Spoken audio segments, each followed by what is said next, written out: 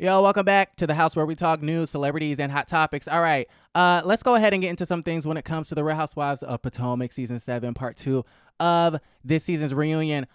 Listen, a lot of the folks have been saying, oh my God, this has been one of the worst seasons. It was boring. It's a bunch of fake drama and stuff like that.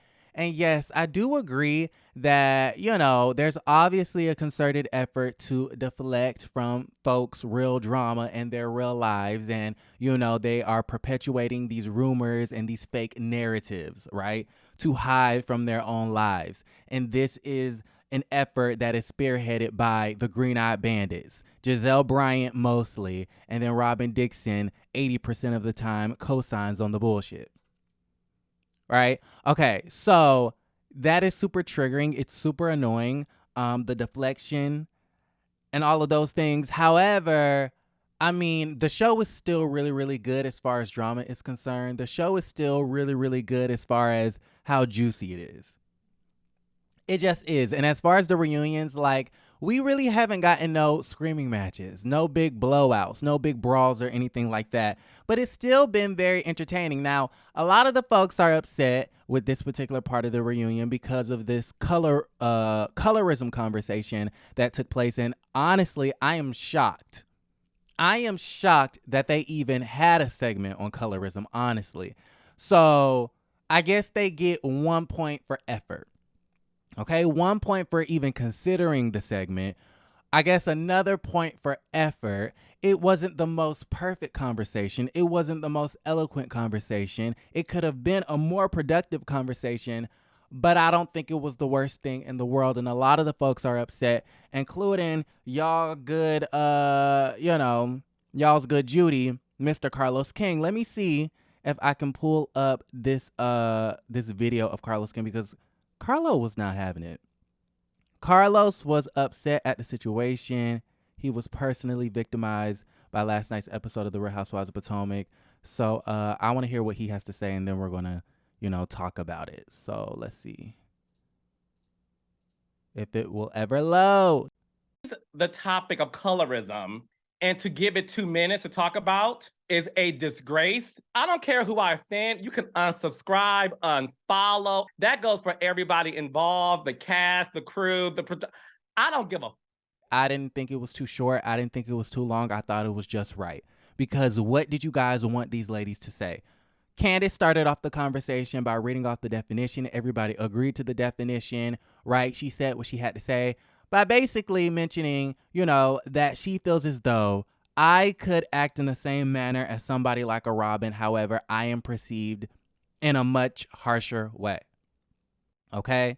I am perceived in a much harsher way, and it may have something to do with the color of my skin, right? And honestly, I don't think Candace is completely wrong about that. I do feel as though colorism plays a really, really, important hand in the dynamics of this group. Karen also had, contributed, I felt like, really the most to the conversation when she talked about how she owns the plantation, right? And how colorism was indoctrinated into us, the Black community, right? And has been passed down. It's a generational curse within our community, right? And it still holds firm today. So y'all, during the conversation, Jizzy, the last lady of Potomac, and Robin Dixon, her sidekick, had a lot to say as far as, pushing back on this narrative that colorism plays a part within this group of friends. Shout out to Ashley for doing the bare minimum for, I guess, acknowledging her privilege. That was the least you could have done. You know what I mean? Ashley, Giselle, Karen, Robin, Mia. But with that being said, I just find it interesting how it's Carlos King's besties, Jizzy and Robin, who, try to dispel the narrative that colorism plays a part in any of what they have going on. So listen, I wasn't too upset with the conversation only because I know these women at this point. I mean, I really don't know them, but I kind of can predict what they're going to do and what they're going to say. And for me, did you guys really think that Jizzy, the last lady of Potomac, was going to contribute anything significant or important when it comes to this conversation of colorism? Did you really think that? Did you really think that Robin or Jizzy were going to, come out and basically say, yeah, colorism plays a huge part in this group, mainly by us. I mean, come on now. These are the same ladies. This lady doesn't even want to talk about her hysterectomy. Okay, Robin Dixon wants to expose Candace Dillard on what she said on a public live, however, doesn't want to expose her husband. Okay, these ladies don't want to bring their real truths to the forefront. Do you really think that they're going to bring anything significant to a conversation about race?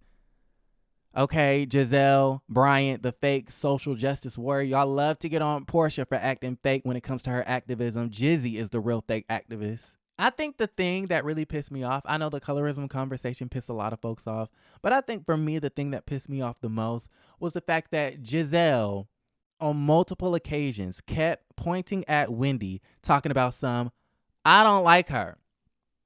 I don't like her. I'm not going to talk about my health and my dwindling uterus with somebody that I don't like. In Candace's words, that's not me talking, that's Candace talking about dwindling uterus, okay? Don't be coming over here trying to check me. And I'm like, Giselle, how many times are you going to let it be known that you don't like Dr. Wendy to you, sweetie? How many times are you going to be, saying, I don't like the professor? How many times are we going to have to hear you say that? Wendy has not bothered you all season long. Wendy has stayed clear from you all season long. Giselle and Wendy have only had one conversation, I think, this entire season, and that was when, we had the spring fling event, and Wendy, tried to greet Giselle, and Giselle wasn't having it. Giselle cited, oh, you were talking about my family for a year. Girl, what drug are you on? What is you smoking? How, Nene say, is your wig squeezing your brain too tight? Girl, what? You smeared? Is that how you say it? Smeared? You went on this smear campaign, again, perpetuating fake narratives that you know aren't true. Later down on in the reunion, we had this moment where, Wendy was addressing Mia. I believe they were talking about the drink toss situation, which Wendy had a whole breakdown talking about how it was handled in this group was really fucked up, and I totally 100% agree with her. This woman was assaulted. There is no and, ifs, or buts about it. There really isn't. And so, there is nothing that Wendy did that would have warranted that sort of reaction out of Mia. It was wrong. It was wrong. It was wrong. It was wrong. With that being said, Wendy was addressing Mia, and she ended up calling her a dumbass, which I wasn't too upset about the situation. And Giselle says, well, under her breath, that's not nice. Really, Giselle? Really? Really, sis? Okay. Let's go down the list of all of the things that Giselle did and said that wasn't nice this season.